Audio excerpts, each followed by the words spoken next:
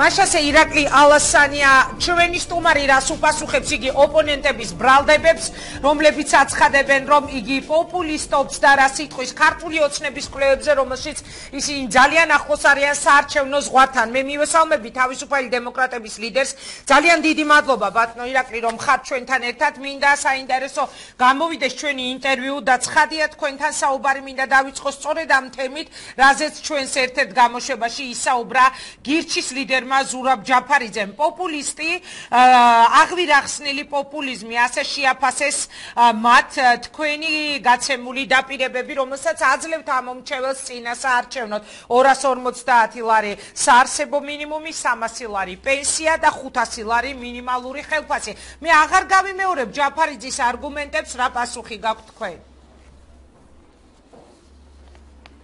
დიდი მადლობა ინგა მოწვევისთვის ეს რა თქმა უნდა არის ჩვენთვის ძალიან კარგი შესაძლებლობა რომ კიდევ ერთხელ ჩვენს ამომრჩევლებს საზოგადოებას უთხრათ რომ სწორედ თავისუფალი დემოკრატები ის ზალა ვართ რომელიც ქვეყანაში ვითვალისწინებთ შექმნილ სოციალურ უკიდურესად გაუსაძლის მდგომარეობას ჩემი პირველი სწორედ განაცხადი ეკონომიკის მხარდაჭერის და ხედვა ეფუძნებოდა იმას რომ უნდა გავზარდოთ სწორედ მცირე და საშუალო ბიზნესი ხელი უნდა შეუწყოთ ბიზნესის გამსხვილებას ბიზნესმა რაც შეიძლება მეტი ადამიანი უნდა დაასაქმოს და ეს არის ქვაკუთხედი ჩვენი ეკონომიკის ზრდის ჩვენ გვინდა და დაგეგმილი გვაქვს ზრდა იქნება 6-7-8% იმ ვითარებაში როდესაც მართლაც შევამცირებთ ბიუროკრატიულ ხარჯს უამრავი ფული იხარჯება არაყაირათიანად არის იხარჯება ეფექტურად სწორედ ამიტომაც არის ჩვენ ხედვაში ის გამოკვეთილი რომ 4 მილიარდიანი ზრდა გვექნება ჩვენ ხელისუფლებაში მოსვლის შემთხვევაში ეს დაგეგმილი გვაქვს ძალიან ზუსტად და აქედან 1.5 მილიარდი როგორ არ უნდა გაიმეტო შენი საკუთარი მოსახლეობის სოციალური პრობლემების მოსაგვარებლად და პენსიონერებისთვის იმ პარტიას რა უთხარი რომ არ ემეტება ფული რომ პენსია გავზარდოთ და გავხადოთ საარსებო მინიმუმზე მეტი მე არ ვიცი ახლა საერთოდ ოპონენტად არც მიმაჩნია ის ვინც გამოდიოდა ამასინად აბა მისი ახლობლები და მისი ირგვლივ პენსიონერები თუ იარსებებენ და ცხოვრობენ 160 ლარად ვერ ცხოვრობენ არ შეიძლება ეს არის დაცინო ადამიანი სწორედ ჩვენ როდესაც აკუმულირებას გავუკეთებთ თანხებს ნაწილი აუცილებლად სოციალური ვალდებულება გვაქვს ჩვენ მივმართოთ პენსიონერებისთვის ასევე როგორ უნდა გაუჭირდეს ქვეყანას რომ საქართველოში მოქალაქეს საათში 3 ლარზე ნაკლები გადაუხადოთ ეგ არ არის აუცილებელი თუ ვინმე ნაკლებ საათობრივ ანაზღაურებაზე მუშაობს ის ბუნებრივია დაანგარიშებული ზუსტად ისე იქნება მაგრამ საათში 3 ლარზე მონები ხო არა ვართ ქართველები რომ ამაზე ვამუშაოთ საქართველოს მოქალაქეები ეს არის ის საკითხები რაც არ აღელვებს სხვა ძირითადად პარტიებს ჩვენ თავისუფალ დემოკრატებს იმიტომ გვაქვს ეგეთი ხედვა რომ ბიზნეს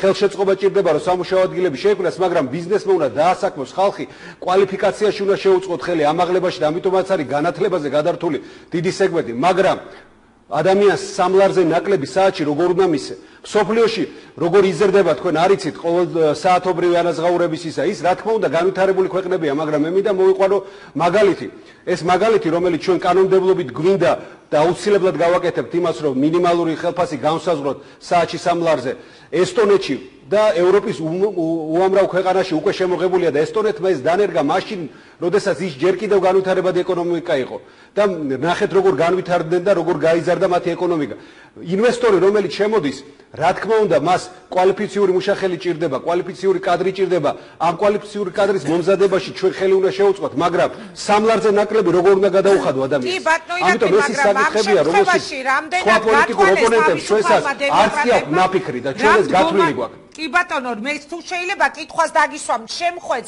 აი მაგალითად რამდენად გათვალეთ ამ შემთხვევაში როდესაც ამ ტიპის დაპირებას აძლევთ ამ მომრჩეველს რა მოუვა წვრილ ან საშუალო ბიზნეს ანუ თუ კი თქვენ დაავალდებულებთ ყველა კომპანიას ყველა ბიზნესმენს რომ მინიმალური ხელფასი უნდა იყოს 500 ლარი არის უამრავი კომპანია სადაც ურჩევნიათ რომ აიყვანონ მართლა 200 ლარიანი მუშები და ბევრისთვის მე გეთანხმებით საოცნებო არის 200 ლარიც ისეთი გაჭირვება არის ამ ქვეყანაში მაგრამ ამითი ხომ არ დაარტყამთ და ხომ არ შეუწყოთ ხელს რომ საათობრივ გამომუშავებაზე შეიძლება 200 ლარიც ჰქონდეს საათობრივ გამომუშავებას გააჩნია რამდენს მუშაობს ის ადამიანი იმიტომ არსებობს ცივილიზებული ქვეყანა ხო გვინდა ვიყოთ როგორ შეიძლება 3 ლარზე ნაკლებად ამუშაო ადამიანი და როგორ შეიძლება რომ სახელმწიფომ არ დაიცვას თავისი მოქალაქის ეს უფლება აბა რატო ვართ პოლიტიკაში ჯაფარიძეებს და იმათ უნდათ რომ საკუთარ თავზე მოირგო ყველაფერი როგორც ის ირგებდა როცა ხელისუფლების დროს იყო და როდესაც ნაციონალურ მოძრაობაში იყო და ნაციონალურ მოძრაობა დღეს რო გამოდის და ბიზნესის გათავისუფლებაზე გველაპარაკება, ეს დაცინვა. კარგად გვახსოვს რა დღეში იყო ბიზნესი მაგ დროს. ამ მთავრობამ კიდე ბიზნესი ერთ ადგილზე ტკეპნის და ვერ განავითარა. იმიტომ რომ არ არიან კომპეტენტურები, არ აქვთ ხედვა ეკონომიკური გრძელვადიანი განვითარების, ჩვენ გვაქვს ეს ხედვა. ჩვენ ეს გეგმა შევიმუშავეთ ბიზნესებთან კონსულტაციის დიდი ხნის პერიოდში და ასევე მოსახლეობის გულით თქმა ვიცით რა ჭირდება, რა უჭირთ მათ. კიდევ ერთხელ ვიტყვი, ეს არის ის აუცილებელი მინიმუმი, მინიმალური უნდა იყოს 3 ლარი. ვისაც მეტი აქვს, ჯერ ესეთი საშუალო ხელფასი სახელმწიფო სტრუქტურაშიც და იმაშიც ბიზნესშიც არის მაღალი საშუალო კვალიფიციური კადრი. ეს არის მინიმალური აუცილებელი, რომ ჩვენი ადამიანების შრომის უფლება და მათი შრომის მართლა ანაზღაურება იყოს მინიმალურად დაცული. მაგრამ ამ შემთხვევაში საერთო მინიმუმზე იგა შენ ხო ჩემზე კარგად იცი რომ 160 ლარად 170 ლარად ვერ იარსებებს ადამიანი. აბა რატო ვართ პოლიტიკაში, რატო გვინდა ეკონომიკის გაზრდა ისევ რომ მხოლოდ ნაწილს ჰქონდეს ყველაფერი და 80%-ს არაფერი? ჩემთვის ეს არ არის დემოკრატია. ჩემი პარტიისთვის ეს არ არის ის უკეთესი საქართველო, რომელიც მინდა რომ მივიღო. მე მინდა რომ რაც შეიძლება მეტი ადამიანი გახდეს თანაზიარი ეკონომიკური კეთილდღეობის და ამიტომ უნდა არსებობდეს რეგულაციები. რატო არსებობს, რატო ვითარდება ეკონომიკა ესტონეთში, პრიბალტიკის სხვა ქვეყნებში, აღმოსავლეთ ევროპაში ამ კანონმდებლობით და ესეთი მიდგომებით? იმიტომ რომ მათ დაინახეს, რომ სოციალურ ვალდებულებაზე უარის თქმა და დაყოფა საზოგადოების მდიდრებად და ძალიან ღატაკებად საბოლოო ჯამში ქვეყნის ეკონომიკის განვითარებაზე ცუდად მოქმედებს. ის ფული, რომელიც ხალხში გაჩნდება, გამოვა კორუმპირებული და ზოგიერთი ელიტარული პოლიტიკოსები ჯიბედე და ხალხზე გადანაწილდება, ის ხო ისევ ეკონომიკაში შეატრიალდება. ის ადამიანები ხო ისევ დახარჯავენ ამ ფულს ჩვენს ეკონომიკაში. აი ეს არ ესმის, არ ჯაფარიძეებს და არ სხვებს, რომლებსაც მართლაც არ აქვს წარმოდგენა, როგორი ქვეყანა უნდა ავაშენოთ. თავისუფალ დემოკრატებს გვაქვს ზუსტი წარმოდგენა, უკეთესი ეკონომიკა გვექნება და უკეთესი ცხოვრება და ეს არის ჩვენი ამოცანა და მიზანი. ძალიან ბევრ ადამიანს, როდესაც თქვენი ეს დაპირებები გახდა საჯარო, როდესაც ისმენდნენ ამ თქვენს დაპირებებს, რითიც თქვენ გამოდიხართ ამ 8 ოქტომბრის არჩევნებზე, გახსენდა 2012 წელს ძველი დაპირებები, მაგალითად იყო 250 ლარიან პენსიაზე, რომელსაც პირადად თქვენც ახმოვანებდით. მე რატო გახსენებთ ამას? თქვენ ფიქრობთ, რომ დღეს თქვენი ამორჩეველი გაიჯერებს? ინგა, ზუსტად მე თვითონ ვახსენებ, როგორც მაშინაც პირდებოდი საზოგადოებას და ეკონომიკურ სფეროზე ბუნებრივია თავისუფალ დემოკრატებს გავლენა არ ქონდა, ჩვენ სხვა სფეროები ჩავიბარეთ, მაგრამ საბოლოო ჯამში ეხა როგორც გაზარდა ქართულმა ოცნებამ, დაახლოებით უკვე მივიდნენ იქამდე იმ გააზრებამდე, რომ 161 ლარად ადამიანი ვერ იარსებებს. ამიტომაც ჩვენ გავთვალეთ ეკონომიკურად და ფინანსურად, რომ ზრდის ტემპის იმ პირობებში, რასაც ჩვენ ვარაუდობთ, ინვესტიციების მოზიდვის იმ ხარისხით, როგორც ჩვენ ვარაუდობთ და სწორედ ბიზნესისთვის ამ ხელსაყრელი გარემო შექმნით, გავზდით ეკონომიკას და ჩვენ გვექნება კიდევ ერთხელ ვიტყვი, ეკონომიკას დავამატებთ 4 მილიარდ ლარს, აქედან 1,5 მილიარდი წავა სწორედ სოციალური ხარჯებისკენ, დაემატება. სწორედ ამიტომ, როგორც პენსია გაიზრდება, ასევე ბავშვთა სიღატაკის აღმოფხვრაში წავა ეს ფული. კიდევ ერთხელ ვიტყვი, ჩემთვის მთავარი არის, რომ რაც შეიძლება მეტად გავზარდოთ საშუალო ფენა. საშუალო ფენა თუ არ შეიქმნა ჩვენს ქვეყანაში, ისევ დავრჩებით დიდრებად და ღარიბებად და ეს ქვეყანას ვერ განავითარებს. სწორედ ამიტომ მკითხეთ საშუალო ფენაზე, როდესაც საუბრობთ, რომ მაგალითად იგივე საშუალო ან წვრილ ბიზნესს თქო, ხომ არ დაარტყამს ეს თქვენი განაპირები, მაგალითად ის რომ 500 ლარი უნდა იყოს მინიმალური. ბატონო, მივხვდი თქვენი შეკითხვა. რაც შეეხება მიკრობიზნესს. მიკრობიზნესის განმარტებით მიკრო თვით ასე თქვა დასაქმებული ვინც არის, ბუნებრივია იმას ეს არ შეეხება ეს ტვირთი. როდესაც ჩვენ საუბრობთ ასევე იმაზე, რომ საშუალო ბიზნესი უნდა განვითარდეს, რა თქმა უნდა, ჩვენ ხელს შევუწყობთ პირველ რიგში მცირე და საშუალო ბიზნესის განვითარებაზე. მას ეკრებათ გარდამავალი პერიოდის, მაგრამ კიდევ ერთხელ ვიტყვი, ადამიანის მოქალაქის უფლება, როგორც სიცოცხლის უფლება, ასევე შრომის უფლება უნდა იყოს დაცული. ჩვენ ცივილიზებულ სახელმწიფოს ვქმნით. სწორედ ნიშნული მინიმალური ავიღეთ. მინიმალური არ უნდა იყოს საათში 3 ლარზე ნაკლები. იმიტომ რომ სხვა შემთხვევაში ბუნებრივია ეს აღარ არის უკვე ადეკვატური ანაზღაურება შრომის. კიდევ ერთხელ ვიტყვი, ბიზნესებს ეს არ გაუჭირდებათ, მათ ეკრებათ გარდამავალი პერიოდის, ბუნებრივია ეს მოხდება სერიოზული მოსამზადებელი სამუშაო, შესატარებელი იქნება, როდესაც საკანონმდებლო ბაზას მომამზადებთ და მათთან კონტაქტით განხორციელდება ეს. მაგრამ კიდევ ერთხელ ვიტყვი, რომ 300 ლარი პენსიონერისთვის ეს ის აუცილებელი მინიმუმია, რომელიც მას სჭირდება წამალი იყიდოს, რომელიც ამ გაძვირებული ცხოვრების ფონზე. მე გეთანხმებით ამ გაძვირებული ცხოვრების ფონზე დღევანდელი პენსია მართლა კრიტიკას ვერ უძლებს, მაგრამ ბატონო ირაკლი, რა მინდა იცით რომ მკითხოთ? აი, როდესაც საუბარი მიდის წინასაარჩევნოდ ყოველთვის ამ ტიპის შეთავაზებებზე, ხალხს უკვე უჩნდება უნდობლობა, იმიტომ რომ მოსმენილი აქვს 1000 გვარი დაპირება, რომელიც მერე არ შესრულდა. მე ხა თქვენ უკვე წინასაარჩევნო რეჟიმში ბრძანდებით და გისვათ კითხვას. საიდან მოვიტანთ ამ ფულს? კი ბატონო, საიდან მოიტანთ ამაზე უნდა დაგისვათ კითხვა და თქვენ ბიუროკრატიული ხარჯები ახსენეთ წეგან ამასთან დაკავშირებით. ბიუროკრატიული ხარჯების შემცირება არ გულისხმობს მარტო ბიუროკრატიული ხარჯების შემცირებას, ასევე გულისხმობს სწორად, ყაირათიანად, ეფექტურად დავხარჯოთ ის ფული, რომელიც გვაქვს. რა თანხას ხარჯავს დღეს ბიუროკრატია საკუთარი პროექტებზე? ეს ერთი, მეორე ინვესტიციების შემოდინება ძალიან იკლო ინვესტიციებმა, იმიტომ რომ საინვესტიციო გარემო ვერ გააუმჯობესა ქართული ოცნების ეკონომიკურმა გუნდმა. ჩვენ პირობებში, რომლებსაც გვაქვს ძალიან დიდი კონტაქტები საერთაშორისო სამყაროში, მათ შორის ბიზნესებში, ჩვენ გავზრდით ინვესტიციების შემოდინებას, ამიტომ გაიზრდება ეკონომიკა, კიდევ ერთხელ ვიტყვი 6-7-8%-ით ამ უახლოეს 4 წელიწადში და აქედან გამომდინარე ჩვენ ვთვლით და გათვლილი გვაქვს, რომ ეკონომიკას გავზრდით 4 მილიარდი ლარით. აქედან 1,5 მილიარდი არა მთლიანად 1,5 მილიარდი მიმართული იქნება სწორედ ამ ხარჯებისთვის, რომელშიც გათვლილი გვაქვს პენსიის ზრდა, რომელიც დაახლოებით 750-800 მილიონი ლარის ფარგლებში დამატებას მოითხოვს. რა თანხა ჭირდება ჩვეულებრივ საშუალო შესაძლებლობის ქართულ ოჯახს იმისთვის, რომ ნორმალურად იცხოვროს თვიდან თვემდე. დაუშვათ, ავიღოთ 4 სულიანი ოჯახი, დედა, მამა, 2 შვილი. ეხლა თქვენ უკვე საარჩევნო რეჟიმში ხართ და ალბათ ძალიან ბევრჯერ დაგისვამენ ამ ტიპის კითხვებს. რა თანხა ჭირდება თქვენი აზრით ოჯახს? დიახ. მინიმალურად ჭირდება, რაც დავთვალეთ ერთ ადამიანს 250 ლარზე ნაკლები არ უნდა ქონდეს. ერთ ადამიანს. ეს არის იმის მინიმუმი, რაც ჩვენ გავთვალეთ, ულუფად გავთვარდეთ ასევე სხვა ყველა პარამეტრი, რომელიც აუცილებელია, რომ ადამიანმა იარსებობს. და სწორედ აქედან გამომდინარე, მინიმალურ საარსებო მინიმუმზე ნაკლები არ უნდა იყოს პენსია, ის იქნება 300 ლარი და ხელფასი არანაკლებ 2 მინიმალური, ასე ვთქვათ, საარსებო მინიმუმისა უნდა იყოს და ამიტომაც შემოგვაქვს სწორედ საათობრივი ანაზღაურება. შეიძლება ადამიანი არ მუშაობდეს, ხო? 8-დან, ასე ვთქვათ, საღამოს 6 საათამდე. ან 9-დან 6-მდე და მას ნაწილობრივ კონდეს დაკავებული დღე და იმ საათობრივი ანაზღაურებით მიიღებს სწორედ ჯამაგირს. კიდევ ერთხელ ვიტყვი, თუ კი ის იმუშავებს 40 საათს კვირაში, აქედან გამომდინარე მას ექნება დაახლოებით 500 ლარი, 500 ლარზე ნაკლები არ ექნება, ის შეიტანს ამას ოჯახში. რა თქმა უნდა, ეს არ არის ფუფუნებისთვის, მას ეს არ ეყოფა და კიდევ ერთხელ ვიტყვი, ადამიანებს ლუკმაპურის დადება უჭირს სახლში და მიტანა საკუთარ ოჯახში. ამ პრობლემის წინაშე ვდგევარ და როდესაც გამოდიან პოლიტიკური ძალები და იძახიან, რომ საერთოდ არ დავივიწყებ, არ მაინტერესებს პენსიონერი. საერთოდ რა მიდგომაა ეს? როგორ შეიძლება ადამიანს არ აინტერესებდეს პენსიონერი, არ აინტერესებდეს სოციალურად დაუცველი ადამიანი და რაღაც მართლაც ულტრალიბერტარიანული ხედვით გამოდიოდეს ის ასეთ პოლიტიკურ ძალას საქართველოში ნამდვილად არ აქვს ადგილი ჩემი აზრით. ერთი კითხვა თუ შეიძლება რომ დაგისვათ, აი ჩვენ ახლა ვართ კიდევ ერთხელ გავიმეორებ საარჩევნო რეჟიმში და ბუნებრივია ძალიან ბევრი, ძალიან კრიტიკული შეკითხვა იქნება ყოველთვის ნებისმიერი დაპირების მიმართ.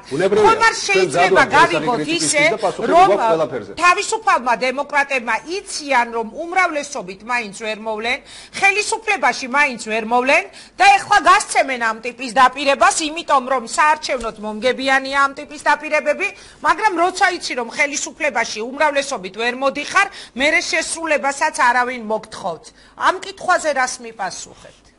რეიტინგები დადო ეხლა ოცნება. აბსოლუტურად არასწორი შეკითხვა. მოდი ხალხს დაუტოვოთ გარჩევანის საშუალება, იგა. რა თქმა უნდა.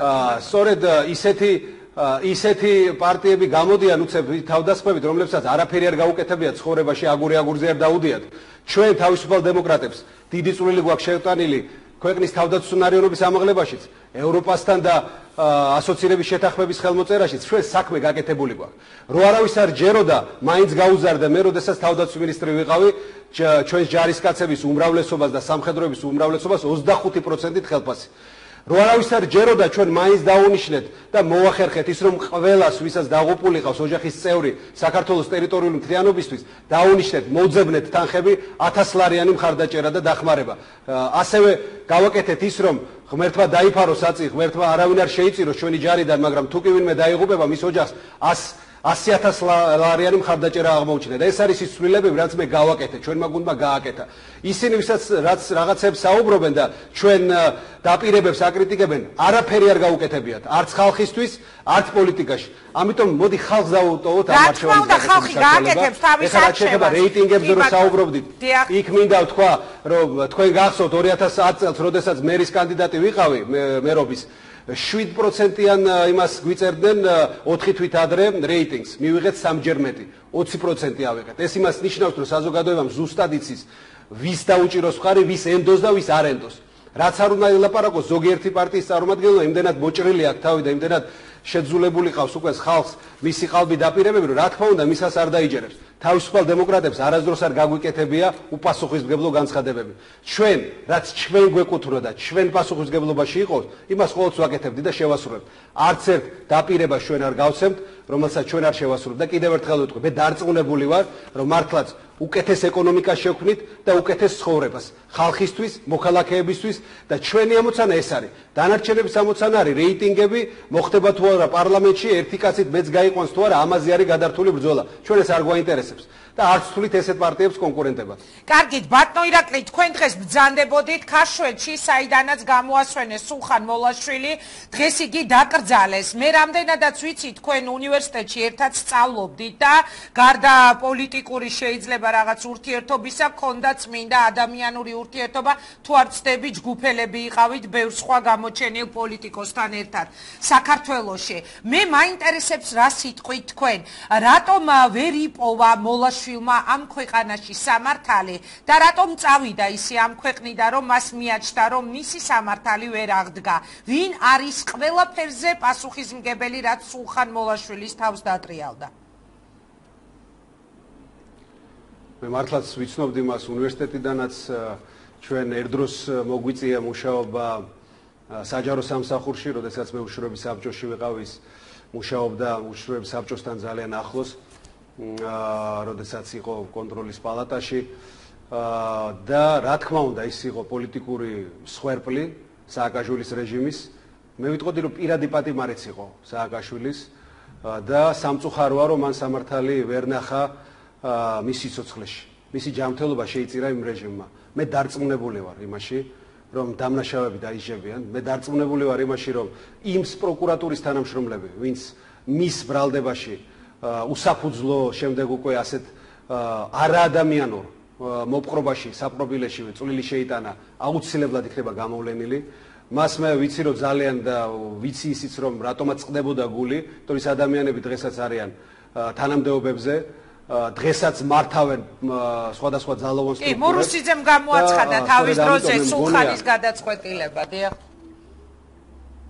ხო აქედან გამომდინარე მე ძალიან გული მწყდება რომ ის მან ვერ ნახა აღსრულებული სამართალი მაგრამ ჩემი აზრით საზოგადოების ვალია ჩვენი რიგითი მოქალაქეების ვალია რომ ეს ბოლომდე მივიყვანოთ ჩემი ვალია რომ იმ ბრძოლაში რომელშიც ვარ შესული სამართლიანობისთვის უკეთესი ქვეყნისთვის და ამ არჩევნებში სწორედ მაგ ამოცანით ვარ შესული თორე ჩვენ ეხა პირდაპირ გეტყვი ინგა არაფერი არ გვიჭირდა ჩვენ რო თავი დაგვეკრა ბიძინა ივანიშვილისთვის ყველაფერზე გვექნა რომ ძალიან კარგად მიდის ჩვენ დღესაც თანამდებობებზე ვიქნებოდით და სწორედ ამას ითხოვდნენ რომ ჩვენ ყველაფერი დაგვეხატა რომ თითქოს ყველაფერი სასურველი მიმართულებით მიდის ჩვენ პრინციპებს ვერ უღალატეთ და სინამდვილე გითხრა რომ რეალურად დიდი ცეცხლი მივიღეთ ჩვენ თანამდებობებით დავტოვეთ და წამოვედით მაგრამ ასევე ძალიან დიდი რეპრესიული ცეცხლი მივიღეთ იგივე ის 5 უდანაშაულო ადამიანი რომელიც დღეს ციხეში ზის აბსოლუტურად იმიტომ რომ ჩემზე თავდასხმა უნდათ ესეც უდიდესი ტრამვაა ხო ადამიანური და ტრაგედია ჩვენს მაგრამ პრინციპებს ვერ უღალატებ და ვერც ახლა ვერ უღალატებ და ის რაც სულხანს უნდოდა სწორედ ამ პრინციპებში ზის რომ სიმართლე ითქვას და ვინც მის არაადამიანურ ამ მოპყრობაში შეიტანა წვლილი ყველა უნდა დაისაჯოს მირცხულავა აიღეთ მეორე ასევე მსხვერპლი ამ რეჟიმის რომელმაც მართლა აუტანელ პირობებში გამოიარა საპრობილე ის ადამიანის დღეს ეძებს სამართალს და უამრავია ესეთი ზურაბაშიძე ჩემი თანამებრძოლი რომელიც დღეს წარმოადგენთ რომელიც არაადამიანურად სისასტიკით სცემეს სწორედ ვანო მერაბიშვილის დავალებით პირდაპირ მითითებით. სამართალი აღსურდა, არ აღსრულებულა. ამიტომ გარკვეულწილად ჩვენ გვაქვს ეს ვალდებულება აღებული თავისუფალ დემოკრატებს და დარწმუნებული ვარ ამ ვალდებულებას პირნათლად შევასრულებ. მოდი ცოტა პოზიტიურ ხალხაზე მე მინდა დავამატო ისეთი ხალხი, ისეთი კომპეტენტური ხალხი ბჭყალებში, რომელიც ერთ რეჟიმს ეხსახურებოდა, მე მეორე რეჟიმს, მე იმედი აქვს, რომ ყველა რეჟიმისთვის საჭირო ხალხია, როგორც არის ბურუსიძე მაგალითად, აი კლასიკური ისა, რომ მე ყველას დავჭირდები, ფიქრობს, ვინც არ უნდა მოვიდეს ხელისუფლებაში, იმას მოვერგები ერთ ადგილას და შეუსრულებ ყველაფერს. არა, აი პირდაპირ გეუბნებით, რომ თავისუფალ დემოკრატებს ესეთი ხალხი არ გვჭირდებით. თქვენ არ ახართ საჯარო მოხელეები, თქვენ ხართ დამნაშავეები, ამიტომ ჩვენთან საერთოდ ვერ გექნება კვალიფიციური ადამიანები, ვინც პატრიოტიზმით ემსახურებოდნენ ქვეყანას, ისინი იქნებიან დაფასებული. მადლობა. ბატონო ირაკლი, მოდი ცოტა პოზიტიურ ნოტაზე დავასრულოთ და მე მინდა დაგისვათ ერთი კითხვა კიდევ ბოლოს, ჩვენი საუბრის ბოლოს. თქვენ დღეს წარადგინეთ თბილისის მაჟორიტარები, ზოგიერთ მათგანს იცნობს საზოგადოება, დიდ ნაწილს იცნობს. მე მინდა კითხოთ პირდაპირ, რამდენი მაჟორიტარის მოგების იმედი გაქვთ თუნდაც თბილისში, სადაც დღეს თქვენ წარადგინეთ მაჟორიტარები? ინგა, მე სიმართლე გითხრა, არასდროს, არც როცა სამხედრო ვიყავი, როდესაც დიპლომატიაში ვიყავი, თავდაცვის სამინისტროში, არასდროს არ დამიწყია ბრძოლა სრული განცდის გარდა რწმენის გარეშე, რომ გავიმარჯვებთ. და სწორედ ისეთ უთანასწორო ბრძოლებშიც კი, როგორიც ჰქონდა პანკისის ხეობაში, ძალთა ბალანსის კუთხით, ან თუნდაც გაეროში რუსეთის წინააღმდეგ, როდესაც ჩვენ რეესიარულ სერიოზულ ბრძოლაში ვიყავთ შესული, მაინც გავიმარჯვეთ და ჩვენი სიმართლე დავამტკიცეთ. ამიტომ აქვს სრული რწმენა, რომ ადამიანებთან ერთად ჩვენ დავიწყეთ სერიოზული წინასაარჩევნო ბრძოლა გამარჯვებისთვის. და დედაქალაქში დამერწმუნეთ საკმაოდ დიდი მხარდაჭერა გვაქვს თავისუფალ დემოკრატებს, რეგიონებზე ცალკე მოგახსენებთ, როდესაც უკვე წარვადგენთ იქაც ჩვენ კანდიდატებს. ამიტომ კიდევ ერთხელ ვიტყვი, დაველოდოთ ხალხის არჩევანს, წინასწარ დასკვნებს ნუ ვაკეთებთ. მე დარწმუნებული ვარ მყარად იმაში, რომ გვექნება ჩვენ ისეთი გამარჯვება, რომელიც სრულ კონტროლს და მონაწილეობას მიგვაღებინებს მთავრობის ფორმირებაშიც და მომავალი პარლამენტის პოლიტიკის განსაზღვრაში. მადლობა, ჩვენ საუბრობდით წინა წლებში დაპატიმრებებზე და კადრებში, როცა დავინახე კოკა ფრუიძე, მე მისი დაპატიმრება გამახსენდა, მაშინ ვაკეთებდი ხოლმე გადაცემებს კოკას პატიმრობაზე. კი ბატონო, ამიტომ საინტერესო იქნება უკვე კოკას მოსმენა, წინა საარჩევნო პერიოდია და ალბათ ბევრი თქვენი სახე უკვე გამოვა ღიად სასაუბროდ. წარმატება მინდა გისურვოთ, ბატონო ირაკლი, დიდი მადლობა, რომ იყავით ჩვენი სტუმარი. გულწრფელად უნდა ვიურთიერთოთ ხალხთან და საზოგადოებასთან და ამისთვის ვართ მოწოდებული. ჩვენ ყველა კანდიდატი გვყავს კომპეტენტური, ყველა კანდიდატი გვყავს პატრიოტი, საქმის მცოდნე და რაც მთავარია სამართლიანობისთვის მებრძოლი. ამიტომაც გავაუმჯობესებთ ჩვენ საქართველოს მოქალაქეების მდგომარეობას, უკეთეს ეკონომიკას შევქმნით და უკეთეს ცხოვრებას შევთავაზებთ ჩვენს მოქალაქეებს. წარმატებებს გისურვებთ. მადლობა, რომ მიიღეთ გადაცემაში მონაწილეობა. ირაკლი ალასანია, რომელმაც დღეს წარადგინა თბილისის მაჟორიტარების გუნდი, გადაცემაში